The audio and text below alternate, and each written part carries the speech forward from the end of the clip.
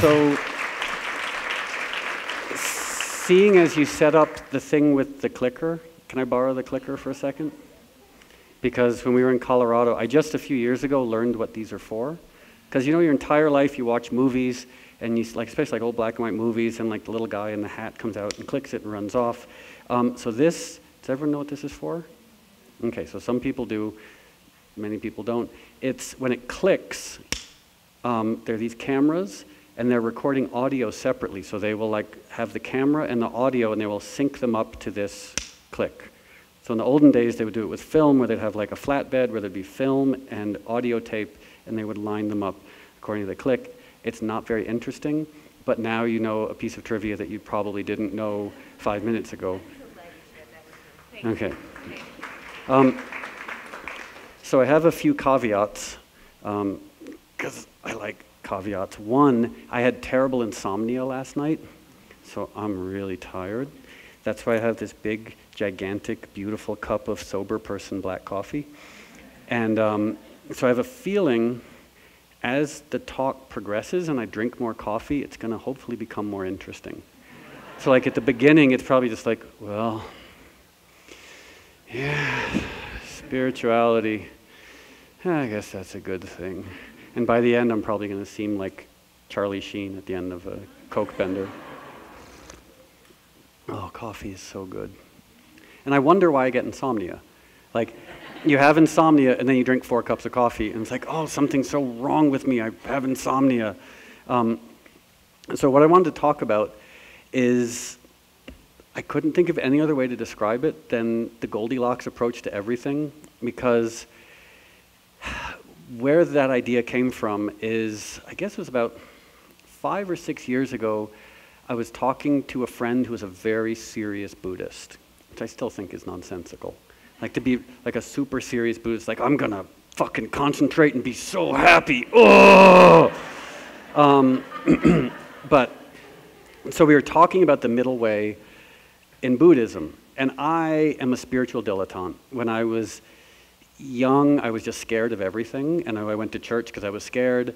Then I became a born-again Christian because I was also really scared, and I wanted to feel smug and superior, which is really why I made a lot of lifestyle choices. So, because like there was a time when I was like an atheist and a crazy drunk and doing tons of drugs, and then like a few months later I was a sober Christian, and I felt so smug, and I was judging all those atheists who drank and did drugs, and I was like, I'm just an idiot, because that was me, drinking and doing drugs. And now time has passed, and I'm a Taoist, Buddhist, atheist, Christian who loves quantum mechanics. Like, I don't know how else to describe it. So I was talking to my friend about this thing, the middle way. And if my understanding of the middle way does not conform to traditional Buddhist teachings, clearly I don't know what I'm talking about. But my understanding was, so for the first part of the Buddha's life, he was this pampered hedonist. Like everything was great, and he was pampered, and his parents said, we don't want you to know that they're suffering. So they'd take him out in their little car, because they had cars then, and they'd drive around their little town, and all the townspeople would be like gussied up, so the Buddha would never know that there was suffering. And then one day, he left the town, and he was like, oh, there's lots of suffering. So he went to the other extreme and became this crazy ascetic, and he renounced everything, and he starved himself. And then he, I guess, took a step back and said, well, the hedonism wasn't working, and the asceticism doesn't seem to be working, so maybe there's a middle way, which is like a healthy, sustainable, practical balance between the two. And that's kind of what I wanted to talk about. And the best analogy I could think of for that is Goldilocks. Because like, she goes into the kitchen, and like one thing of porridge is too hot, one thing is too cold, but one is just right. Then she goes and tries out the beds, and like one's too hard, one's too soft, and one is just right. So when the Wanderlust people came to me and said, what do you want to talk about? I was like, well, how about this? With no idea what I was actually going to say. It was one of those things, like I sent them this idea, like I'll talk about the middle way and the Goldilocks approach to everything, even though I don't know what that means. And so in the last couple of days, now that I've had to talk about this, I've had to figure out what, in fact, it means. And sort of by way of qualification, which is an AA term, if you have any 12-step people here, no? You're all way better adjusted than I am. So in 12-step world, you give a qualification, which is you sort of tell your story. And my story begins with anxiety. When I was 7 years old, it's my first memory of a panic attack. I had coloring book homework. And I remember, this is such a distinct memory, I was crying to my mother, and she's like, "What's wrong?" And I was like, "There's no way I can do all of this work." And I was like, it was coloring book homework. And so I had like 20 pages to color. And I was like, it's 8 p.m. and my bedtime is 8 p.m. I'm going to get in so much trouble tomorrow. And 7-year-olds clearly shouldn't be having panic attacks because they haven't done their coloring book homework. And I guess it also begs the question, why at 7 was I doing coloring book homework? I always thought I was a smart little kid. And I wrote notes, I just want to check them for a second. So, but it was just this idea, that somehow I had to conform to some platonic idea of what was right and what was expected of me. And this informed almost everything that I did. Part of it was I grew up very poor in a very wealthy town, so that gave me a lot of insecurity. I was raised by hippies in a town filled with preppy stockbrokers, so that made me feel weird and self-conscious. But always this idea of like, there are people out there who know exactly how things should be, and all I can do is either pretend that I'm doing what they want me to do, or really try and figure out what the right thing to do is. And if I figure out the right thing, everything will be fine. Because I looked at the stockbrokers, and like clearly they had figured everything out because they all seemed happy, even though they were alcoholics and cheating on their wives. And then I looked at my mom's friend, the hippies, and I was like, oh, well, some of them have figured it out, which is why they're always stoned.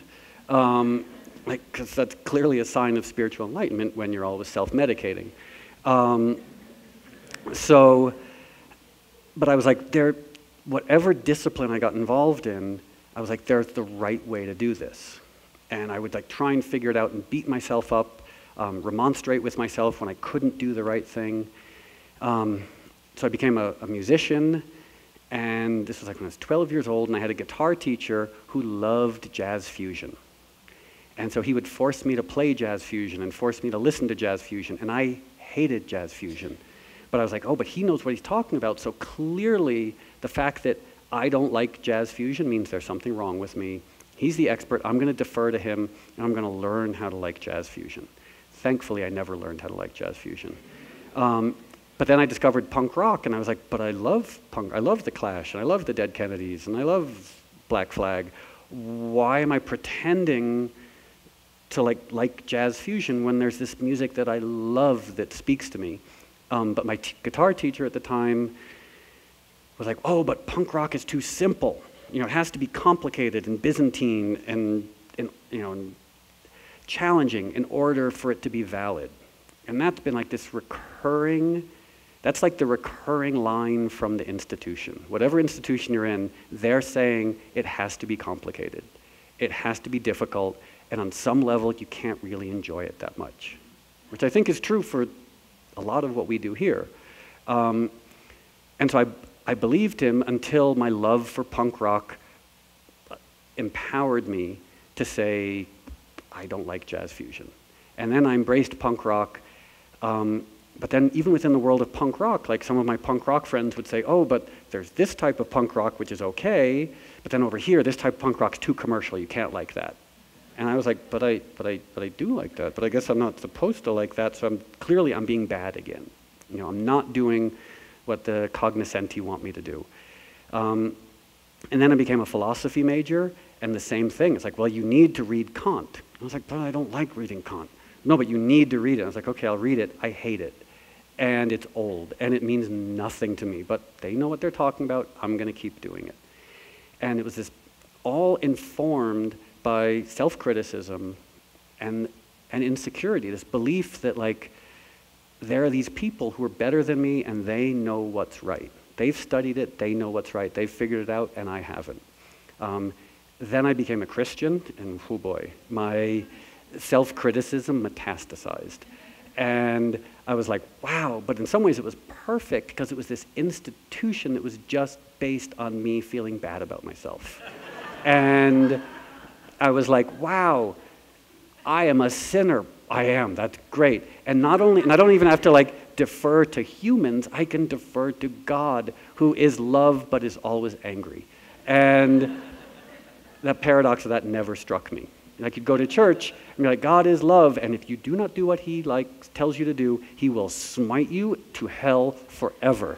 I was like, well, I wouldn't do that to anyone, and I'm not God, so what's going on? How can you be love and be vindictive and mean? Okay, I knew something was weird, but again, my assumption was I was the problem. You know, my perspective is the problem. Like, okay, I'll keep studying it, and eventually I'll figure it out. And then I had these small little like cracks in the edifice of my self-loathing. One of which was I had a huge crush. My first like ginormous crush was on this woman named Louise Stoner. And of course, she had no interest in me. But I did everything in my power to make myself desirable to her, and she was a Taoist. Insofar as someone living in suburban Connecticut can be a, you know, like white girl in Darien, Connecticut, and she's a Taoist, great. But I found out, oh, she's a Taoist, I guess I'm gonna be a Taoist too, because that way she'll like me. So I bought an Alan Watts book, and I was like, actually, I sort of like this. And I got the Tao Te Ching, and I sort of lost interest in Louise Stoner, but I was like, this Taoism, there's like something to it. There's a non-rigidity to it. Of course, I found ways within Taoism to beat myself up, but I read this one quote, which I'm going to paraphrase, which is, when there's a storm, the rigid branch breaks and the supple bough bends. And I was like, that's true. I can't refute that. I can't find any fault with that. And I was suddenly confronted with my own rigidity. And I was like, wow, I'm just rigid with everything. Give me punk rock, and I'm a rigid punk rocker. Give me Christianity, and I'm a rigid Christian. Give me atheism, and I'm a rigid atheist. I was like, clearly the problem is my rigidity, and there's only one answer, which is to drink a lot. So I went out and I became a drunk, and that worked great, because I was not a rigid drunk, and I immediately, intuitively knew how to be an amazing drunk. But not surprisingly, that didn't work out. And so then I started grasping, as all of us do. And I was like, well, maybe the answer is fame. No, the answer is not fame. Maybe the answer is making a lot of money. It's like, oh, it's okay to be able to take your friends out to dinner, but that's still not gonna fix everything. I was like, maybe the answer is Buddhism. Oh, but what type of Buddhism? Well, I have my Tibetan Buddhist friends who are not Tibetan, but they're serious Tibetan Buddhists, so maybe they know what they're talking about, but then the Zen people over here hitting each other with sticks, maybe they know what they're talking about. The Chinese Buddhists where Buddha looks like a China person, maybe they know what they're talking about. I was like, even though they all sort of disagree with each other, they all must be right. And the common denominator is, they're all right and I'm wrong. And so I kept studying, and I kept trying different types of meditating, and underneath it all was this idea that no matter what I'm doing a bad job of it. And especially when it came to more, let's call it like spiritual practices. So here's a question I have. Who here meditates? Raise your hand. Who here thinks they could meditate more? Raise your hand. Who here thinks they could meditate better? Raise your hand. That's the problem. That is, and so I got involved in meditation. I got involved in the world of yoga, and at first, so I would do my little yoga practice, and I would think, wow, I'm terrible at this. Like those people over there, look, they're standing on their nostril, and they know how to like inhale through their left kidney and exhale through their spleen. You know, like, whoa, they're the experts. And so I was like, I'm gonna try and do that, and then I kept hurting myself. And at some point, the absurdity of that, I was like, I have a yoga practice that is hurting me. That's antithetical to why one should do yoga. And the same thing with meditation. So I did Zen meditation, I did TM, I did all these different types of meditation, and they were all really rigid, and I hated them. All these different meditation practices, they were just shitty, like difficult, unpleasant, not informed by self-love or kindness. And so I started thinking again, well, if I think this practice is crappy, something's wrong with me. So I need to do more of it. Because these teachers, you know, they've dedicated their lives to it, and they seem to know what they're talking about. And then I started having these gentle epiphanies. I would go to meditation retreats and I'd be like, none of these people are happy. And if the goal of their practice is to make them happy, why are they yelling at the parking attendant? And why do they seem less happy than my friends who don't meditate? And I would look at my friends who do too much yoga, and they're like, oh, I have to go to the acupuncturist because I hurt this. And I was like, I thought you were supposed to be nice to yourself. Like where? And so I was trying to figure out if that was an exhale or the radiator coming on. Like, because it's a ski town. Like we were in Copper Mountain, and the room I was in, the heat wouldn't turn off even though it was 300 degrees outside. So, okay, so then I was in an AA meeting, and so I was confronted with all this confusion of like, what am I doing wrong? My yoga practice is wrong, my meditation practice is wrong, I need to find the right yoga practice and the right meditation practice, and I'm the problem because I haven't figured out what the right one is, and if I'm doing the right practice, I'm clearly doing it wrong. And I went to this AA meeting, and this really arrogant guy told his story. And so for 20 minutes, he was just bragging, and he was like, yeah, back when I get fucked up, I used to bang a lot of chicks. I mean, you know, made a lot of money, you know, things were pretty good. And at the end of his qualification, he looked around and he said, you know what, I'm just an asshole. And he said, everything I just said was ego-driven. He said, the only thing I'm going to say, do a little more of what works and a little less of what doesn't. And that was my, I was like, that's like the smartest thing anyone's ever said. And so I started thinking about these different practices. And I was like, well, why am I meditating?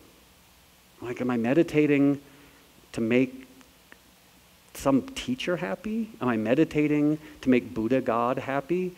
Am I meditating because it's the Calvinistic right thing to do? Like, meditation should be incredibly self-indulgent in a way. It's supposed to be self-care. So I'd read these books saying like, meditation is about self-care and like self-love and self-awareness, and now sit and be unhappy. I was like, I don't understand this. So it was this empowering, enabling thing of saying to myself, oh, dear Mr. Meditation teacher, your practice doesn't work for me. Or dear Mr. and Mrs. Yoga teacher, your practice doesn't work for me. And I don't understand why it's so rigid. And I don't understand why people are hurting themselves in the interest of spiritual awakening. And why people are hurting themselves in the interest of creating joy and happiness. And it was kind of empowering. So I started thinking to myself, well, am I just being lazy? Am I just taking like the easy way out, saying, like I went to a mindfulness retreat and I hated it. And I was even mindful about the fact that I hated it. And I was like, so what about this do I hate? And I was like, oh, I hate it because it's awful. Like I'm doing a walking meditation for an hour. That's boring. Guess what? I'm allowed to be bored. And it was this emancipating thing of like, this is self-care. Self-care was allowing myself to be honest and allowing myself to say, I don't want to stand on my head because guess what? That's bad for my neck. And I don't want to do that type of back bend or a crow pose because that hurts me.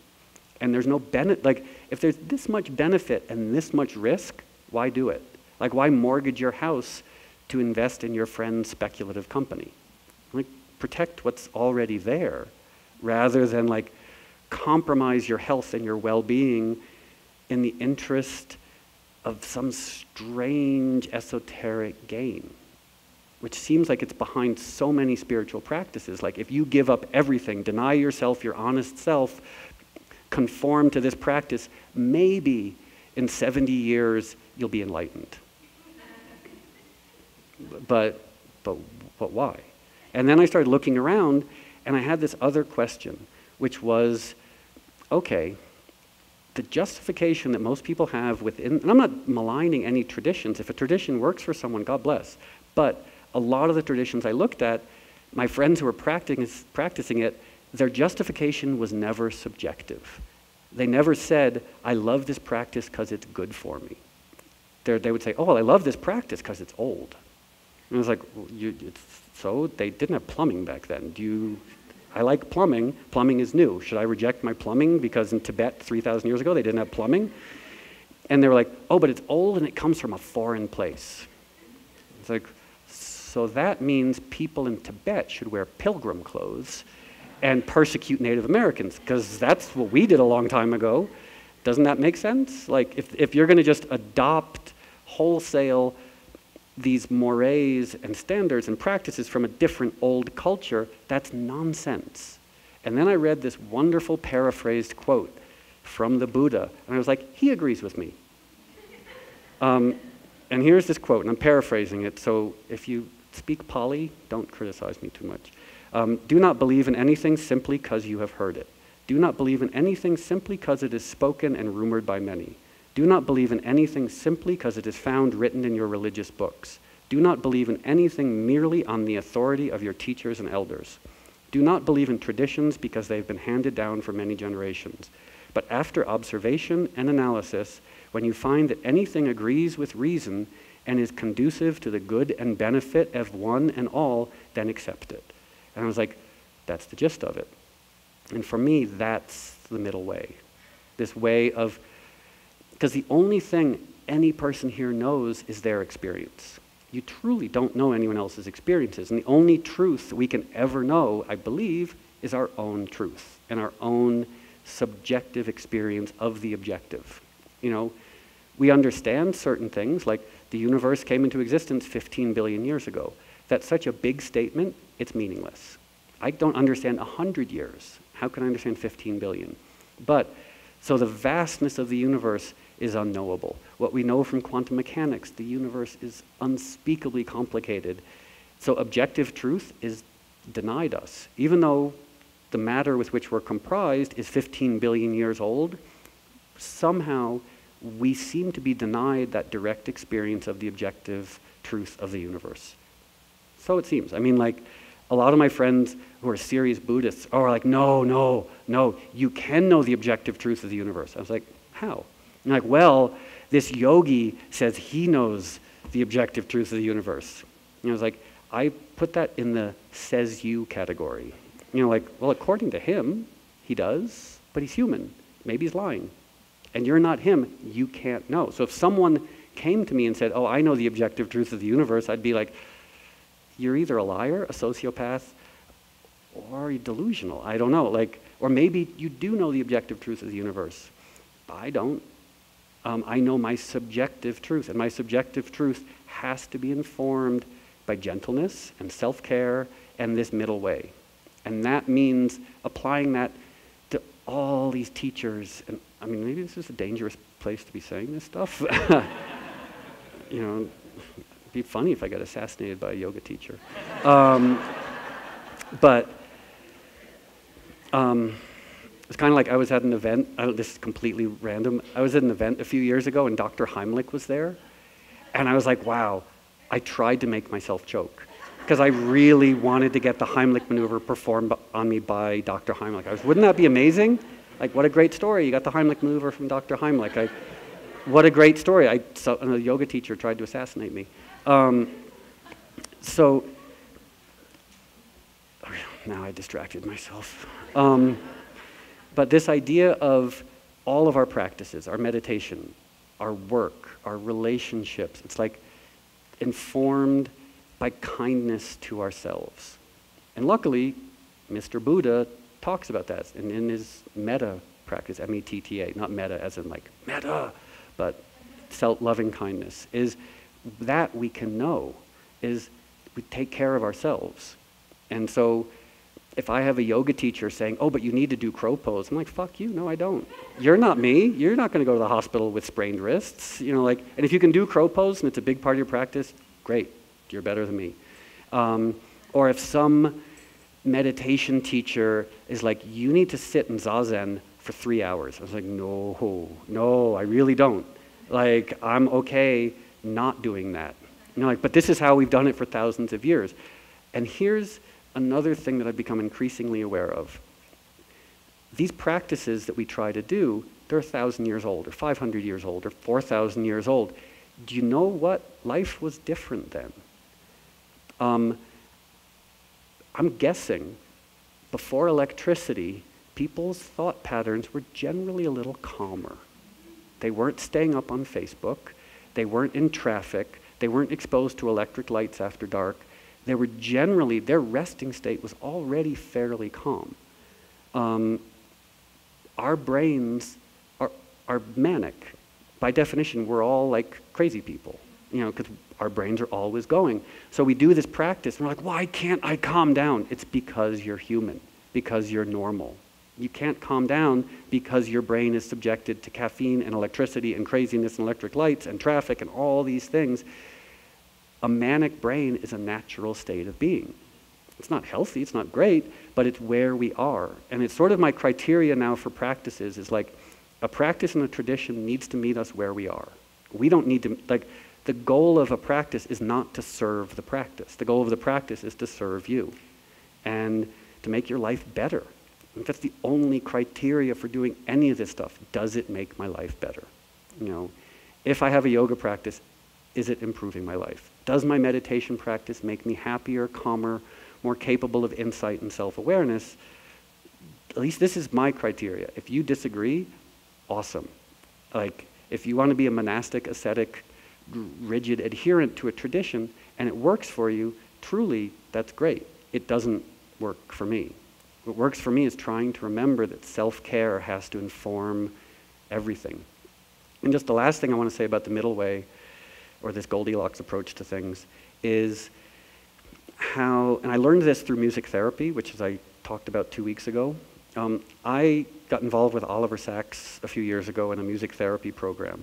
And I always thought, I dedicated my life to music, and I love music, but I always thought it was like this lighthearted, not very serious thing. And what Oliver Sacks has proven is that music is actually a remarkable healing modality. And it has like truly miraculous healing and restorative powers. And it made me think like, wow, this thing that's free, well, sometimes free, ubiquitous, and fun is good for me. And I started thinking like, well, how many other things in my life have I been giving short shrift to, like orange juice? Like, I love fresh squeezed orange juice. And I'm like, yeah, but it's not meditation. You know, or playing with puppies. I love playing with puppies. Nothing brings me greater joy. And I was like, yeah, but that's not the real work. Like, the real work is like sitting on my mat and meditating and focusing, and like, that's gonna bring me happiness. And suddenly the fantastic absurdity of like shutting the door to keep the dogs and the orange juice outside so I can focus on being happy. So there are these things that the God or the universe has given us that have remarkable healing, phenomenal powers, and we ignore them. Rick Hansen, does everyone know Rick Hansen? He's a neurologist who's a Buddhist as well. This is sort of one of the thrusts of his argument. He's like, there are things in your life that give you great joy, and we just sort of like, yeah, that gives me joy, whatever. You know, like, oh, I just played with some dogs and made out with someone I love and drank some fresh squeezed orange juice. And like, it was nice, but now I'm going to go meditate and find happiness. It's like, you did just find happiness. You can go deeper into that experience with mindfulness and fully understanding how that happiness exists within you, but with the idea of improving the quality of your life and creating more happiness and more joy, and not in self-denial and self-criticism.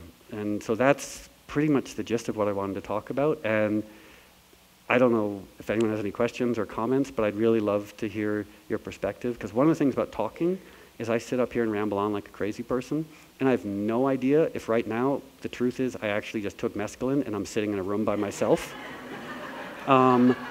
Or if I've said anything that might have merit or value, so I'd love to hear what anyone has to say. Thanks.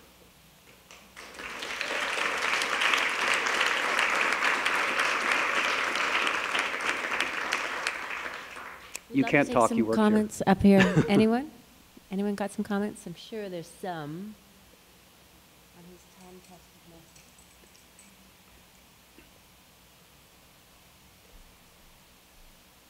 I'm sure I could have came up with a better question, but I won't be shy, so I'll come up.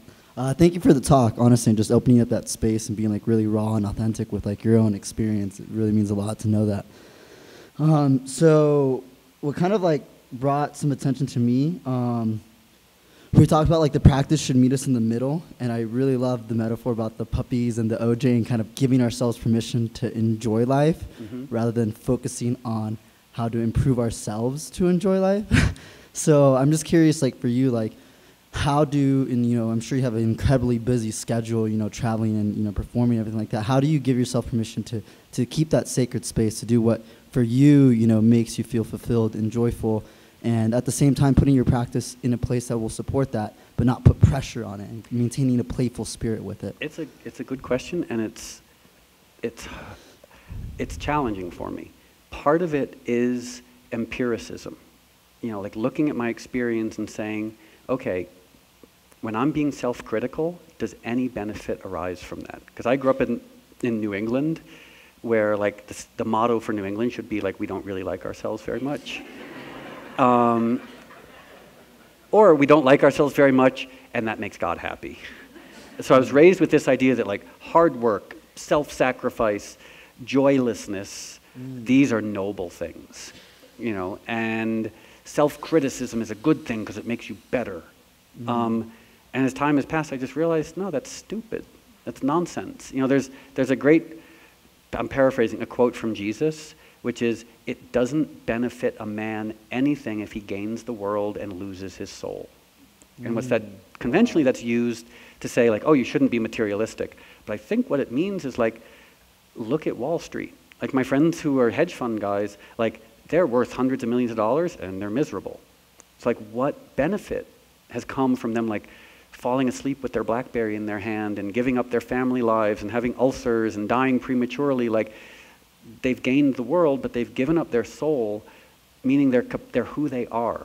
You know, it's this idea of soul is like core self, true self. And our true selves are, I'm going to sound like such a hippie, but our true selves are like what we should cultivate, what we should honor, you know, and that's where so much like true joy comes from. And so for me, it's seeing what doesn't work, which is self-criticism.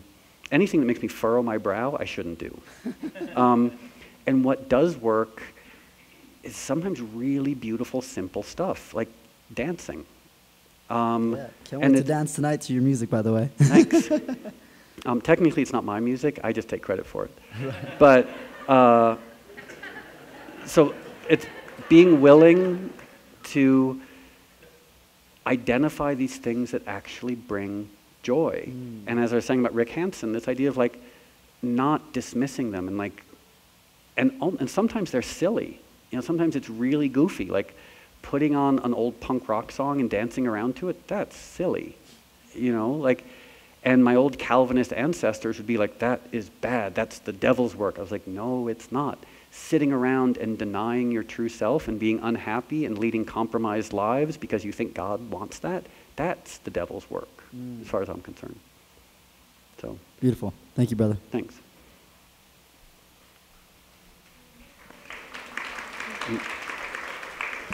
And thanks for the sticker. I have a bit of a follow-up question to that. The question is sort of like, and it relates to my experience of today at 4 o'clock. I had a pretty strenuous yoga class that I was thinking about going to, or this lecture that I really wanted to go to, and I debated myself all day, I wrestled with my demons, and I was like, you know what, it's the Goldilocks approach all the way. And there was a comic I read this week from The Oatmeal. I don't know if anyone reads The Oatmeal, but this week they had one about why people long distance run. And it was like, some people talk about the runner's high, but the Oatmeal writer, he's like, no, I'm trying to outrun this guy named Blurch. And Blurch is the guy who tells me that I can go sit on the couch and eat potato chips and like, oh, I'll just run tomorrow, or I'll go practice yoga tomorrow, or I'll go do whatever. So some of us are naturally like rigid in our dispositions, and others of us are really good friends with this guy named Blurch who tells us all the time, oh man, you could totally do yoga tomorrow, or you could totally, go do some weightlifting tomorrow, whatever. You could eat healthier tomorrow. Today you totally deserve a cheeseburger, Yep. So how, when you have that kind of disposition, if you're not naturally rigid, how do you practice the middle way? For me, and I would assume for most people, it's evidence. It's like, we were talking about the Buddha. It's like the first part of his life was hedonism. The second part was rigidity. Rigidity. And then the third part was the balance between the two. It's like, if I eat, I've been a vegan for 25 years, but if I eat like deep fried vegan food and sit around on Facebook all day, I feel like crap. It's like, and then rationally say to myself, oh, complete slovenly indulgence, that doesn't work either. But if I spend all that, if I take like 6 yoga classes a day and start like pulling my psoas and spraining my wrists and hurting my back, I was like, oh, that's not working either. So it's, and I guess it's sort of like the yoga analogy is balance. You know, if you stand too rigid, you fall over. And if you sit on the floor, you don't get any benefit of a practice. So it's fine. For me, and again, everything's subjective. So it's just empirically, based on evidence, finding that balance and being incredibly gentle with yourself if you fall off balance. You know, so like, if I have a time where I'm being too rigid, say like, oh, smile at it. You know, like Thich Nhat Hanh is one of my heroes, and his advice to everything, just smile at it. You know, like, accept like, oh, guess what? You're human. We make mistakes. We're not, perfection shouldn't be expected of us. You know, like sustainable action that leads to a greater good for the individual, that's the goal, I think. Thank you.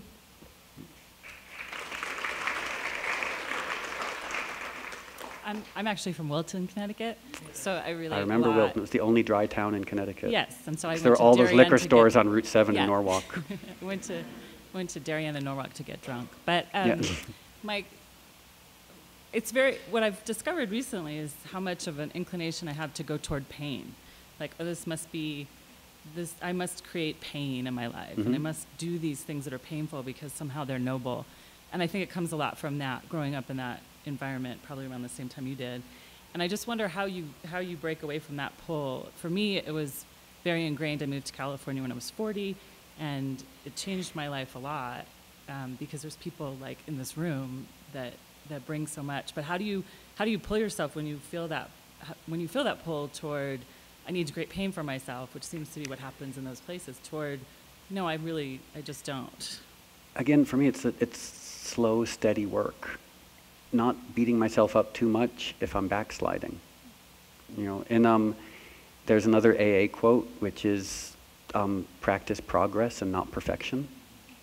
And so that's what I try to do, because I'm the same way, you know, I'm New England Calvinist, self-denying, self-loathing. Simply, I was like, it doesn't work. But it's also, that's my muscle memory. Right. And so it would be even the height of absurdity to beat myself up for my propensity to beat myself up. Right. You know, to be self-critical for my propensity to be self-critical. So it's that answer of like, and also experimenting, trying different things out and saying like, okay, if I sit down and focus on my problems, does anything good come from that? No, at least for me. If I'm confronted with seemingly an intractable personal issue, like what you're describing, and I go out and dance to disco or play with dogs, well, that actually seems to make it better. Or hang out with friends, or do something real, like, it's this softening. You know, like in yoga as well, it's like this idea of like, create softness around it, rather than like fight rigidity with rigidity, fight pain with more pain. It's like, luckily, and I'm assuming this is true for everybody here, unless you're anhedonic, is like we all have the capacity to experience joy. And I'm going to sound like a hippie again, but like joy is healing. And one of the really nice things for analytical people like me is now they've done tons of studies and they show that like joy lowers stress hormones and promotes neurogenesis. And like, so there's actually like quantifiable evidence that joy is good for us. So I find that really encouraging too. Like if joy was just lighthearted, stupid fun, I'd be like, yeah, I enjoy it. Okay, great. But you can actually say like, oh, if I can be more joyful, if I can find these things that bring me great happiness, there's a good chance I'll be happier, I'll live longer, I'll have fewer illnesses, my immune system will be stronger, I'll be a better friend to my friends. Everything is improved by it. Whereas in my life, nothing is improved by bitter self-criticism. Thank you. So.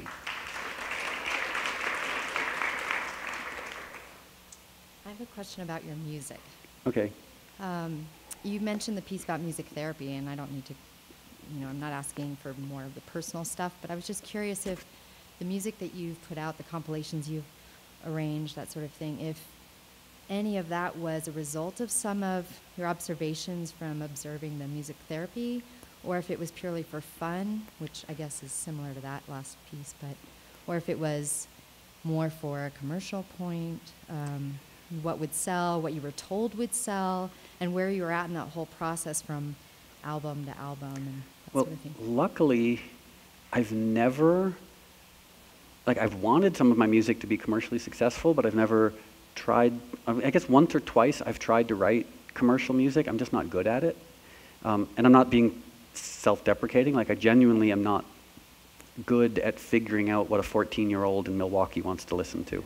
If I make something that accidentally that 14-year-old wants to listen to, great, but it's not my skill set to craft music for them. And musically,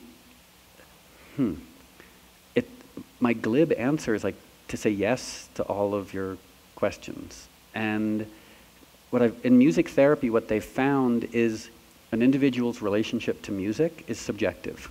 So if you take an aphasic patient who's 75 years old and you ask them to speak, they can't.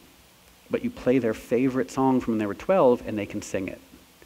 And it actually enables the brain to rewire itself around the damaged areas and rebuild the capacity for speech. But it's very subjective because it has to be that person's favorite song. If you play them a Pantera song, they might, I don't know, go into seizure. Whereas play me a Pantera song, I'm like, I love Pantera. This wakes me up. This is great. So it's that subjectivity. And the other thing I found with music is the music, a lot of my heroes were very political musicians, like Joe Strummer, John Lennon, John Fogerty, Chuck D. I'm not good at writing political music. So the music I make is, I think, very emotional. And that's because when other people's music affects me emotionally, that's what I love. And so when I make music, I'm just trying to make music that affects me emotionally and might reach other people in that capacity as well. So, because that's who we are.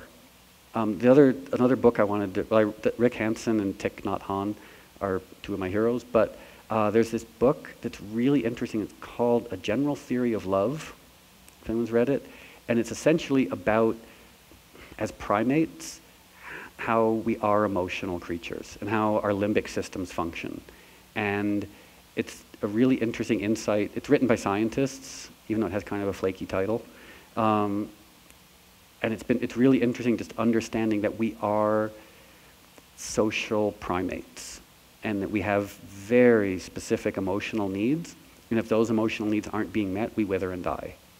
Our immune systems suffer, everything suffers. And music for me is one of those ways of communicating that and satisfying that as well. Anybody else? Or All right. Hi, Moby. hi. All right. Number one, I know I'm not normal, and I will never say that I live the middle way.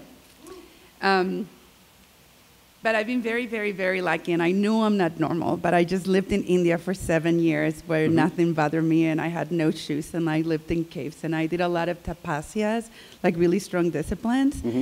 And so coming back to America, it's been very strange to see the yoga community here because I wasn't here to see the evolution of this American entrance into the yoga field. And I just went very traditional in India.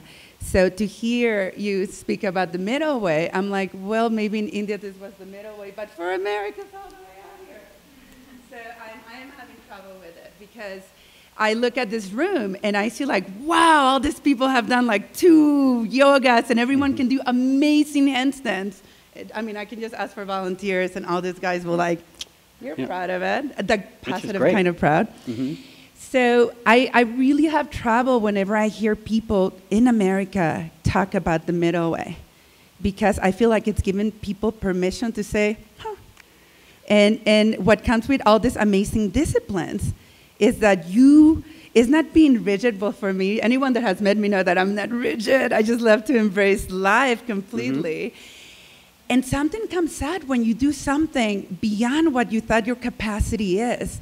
And I'm talking just a 10-day silent retreat. How many people here can be silent for 10 days? have tried. Oh, really? Come on. But So it's like if you try just 10 days, imagine 4 months. Just saying. but If you try not eating for 4 days, imagine 10 days. But here's my question. If something works for you, that's wonderful. Like, I'm not critical of anyone's practice, but what I used to do is my criteria for judging the effectiveness of my practices was, did I feel I had done a good job with the practice? Not did it make me happy, so like when I would do retreats, when I was a crazy Christian and I would like spend days reading the Bible, I would be like, oh, this is working because I feel good about myself because I've basically successfully conformed to the practice. I'm only speaking of my experience. So some of my friends who will do like long silent retreats can get great benefit from it. Some of them are just smug and arrogant because they feel like they're doing a better job than other people. And that's where the subjective experience, like I have a friend who's been a serious Buddhist for like 30 years, and the truth is he's miserable. You know, like he just ended a relationship and he spent a year filled with bitterness and resentment towards his ex. But he's a really good Buddhist. Like he'll do long retreats and he'll meditate for hours, and he's nailed that shit. You know, like, and he's so smug because he's like, I'm a better meditator than them, I'm better than them. But there's no gentle subjective benefit that I can see. It's not my place to judge, but I think that has to be that question. Are we using the practice to benefit ourselves, you know, and to improve the quality of our life? And is it informed by self-care and kindness? And clearly, laziness is not informed by self-care and kindness, but nor is aggressive rigidity. So that's my idea of the middle way. And for each person, it's different. So your idea of the middle way might be very different from anyone else's. And I think I'm just saying, like, for me, the underpinnings of it, of self-care and kindness, and not having a blind obedience or rigidity to a practice or a tradition because someone says you should. But whatever anyone does, like, far be it from me to say what's right or wrong. I'm just talking about my experience. And for me, coming back to America, this is it. I've been here 3 years, and finally, just the last 2 weeks, I'm like, fine, let me have my yogi community back. So I'm very grateful for meeting you and seeing you're really good. And thank you for the music. Oh, thanks. Great. Oh, thanks. Hi. I have a teenager, and I understand the middle way, and I use a lot of this in my life, but I'm wondering how we can do this for the younger people that we're responsible for. We live in a neighborhood, we're fortunate to be very poor in a very wealthy neighborhood, and we have a lot of advantages, and the schools are excellent, and the schools expect you to take incredibly hard courses. And while my daughter is very bright, she doesn't really handle this pressure like anyone. I don't know how any of them do handle it, but I know that it's too much for her, and I can talk on the one hand about her having a joyous life and enjoying something every day, and on the other hand I'm saying, and what was your grade today? You know, in algebra, how's that going? So I've decided to be the mom in the neighborhood who fights the whole system and says, my kid's not taking AP classes, my kid's not going to go that way because she has many interests. But how else can we help them when it is just incredibly pressured? Well, I don't have teenagers, so I don't have kids that I'm aware of. And I was going to go on with that, but I'll stop. So I feel absurdly presumptuous speaking to that experience, but the only thing is we do our best. We communicate in the best way that we possibly can, but we let people have their own experiences. You know, like, one thing all my spiritual practices have led me to is the idea that it's not my place to control anyone else's experience. I can share my experience with people. I can offer opinions when asked, and I can offer perspective if I see someone in a path that seems really, I don't know, negative or deleterious to them. But it's just not my place personally. I'm not God. I don't have omniscience, at least not that I'm aware of. It's sort of a wordplay, kind of ironic. Omniscience, if you're omniscient, whatever. No, So I just mean, what might you tell a younger I would, teenager about again, getting through this? I would say you're a teenager. You're a I'd say this is like, one of my big concerns for anybody is, because all our actions have consequences. And I don't want to sound like a school marm, but I think that one of the defining qualities of our culture is we're unwilling to accept that actions have consequences.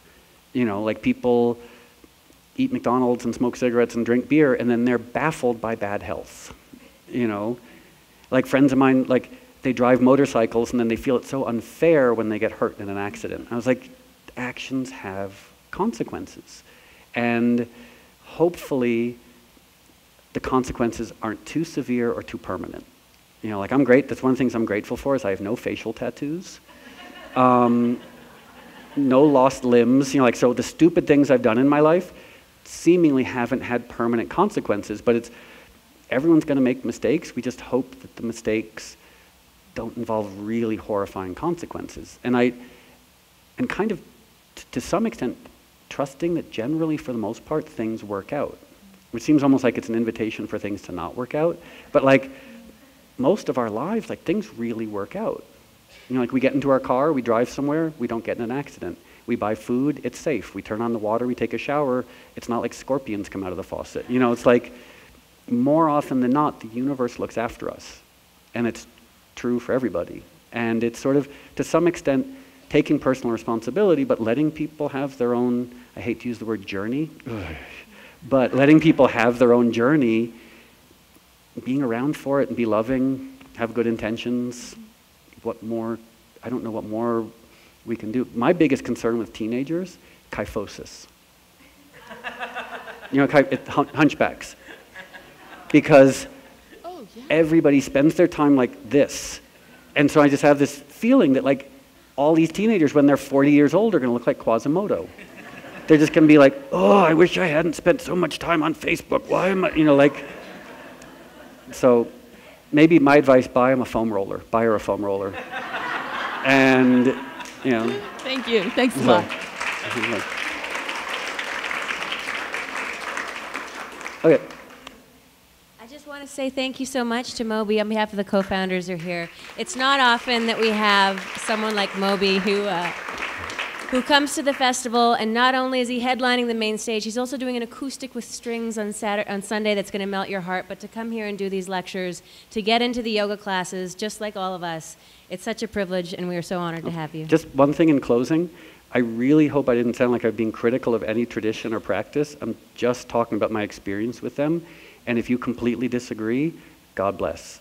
All I was doing was sharing my perspective, and I hope that maybe something I said has been in some small way helpful or beneficial. So thanks. Puppies.